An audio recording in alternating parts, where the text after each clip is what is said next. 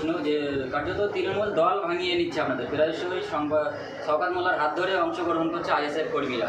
তো এই নদী ভাঙের মতো মানে ভাঙনের মতো অবস্থা আইএসএফের, এই ভাঙন প্রতিরোধে কি করবে? নদীর কথা যেহেতু বললেন, একবার ভাঙে নদীর পড়বার গড়ে আপনার নদী থেকে বলছি। তো ব্যাপারটা হচ্ছে দেখুন, হ্যাঁ কিছু সংখ্যক পঞ্চায়েতে নির্বাচিত জনপ্রতিনিধি গিয়েছেন আর কয়েকজন দায়িত্বশীলও গিয়েছেন। ব্যাপারটা হচ্ছে আমি প্রথম নির্বাচিত জনপ্রতিনিধিদের কাছে অনুরোধ করবো তারা কী কারণে গিয়েছে তারা ব্যক্তিগতভাবে ভালোভাবে বলতে পারবে। তারপরেও বলছি মানুষের ভোট নিয়ে মানুষকে অসম্মান করার কোনোভাবেই আমি বরদাস্ত করবো না।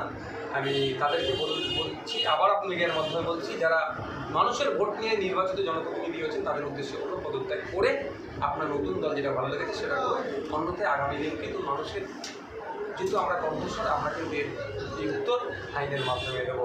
আর জনগণ যদি দায়িত্ব তুলে নেয় তখন বিপদ হয়ে যাবে। আর দ্বিতীয়, কিছু সংখ্যক মানুষ ভয়ের কাছে গিয়েছে, আবার স্বল্প কিছু মানুষ যেটা খবর পাচ্ছি তাদের কিছু ব্যক্তি স্বার্থ চরিতার্থের জন্য গিয়েছে। কারো কারো সম্পত্তি আছে, তারা দখল পাচ্ছিল না, এই সময় তৃণমূলের নামটা দিচ্ছে সম্পত্তি দখল করিয়ে নিয়ে যায়, সেই চেষ্টা গিয়েছে। আর তবে আমি একটা জিনিস ভেবে পাচ্ছি না, যারা যাচ্ছেন তাদেরকে তো বলা হচ্ছে পদ দেবে, শওকত সাহেব কত পদ দেবেন?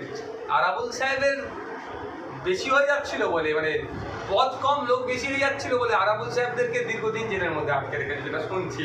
একাধিকজনকে জেল খাটাবার আরও প্ল্যান করছে। তাহলে যারা আইএসএফ ছেড়ে যাচ্ছে তাদেরকে পদ দেবে, তা পদের জন্য আগামী দিনে হায়দ্রাবাদ লড়াই হবে না তো?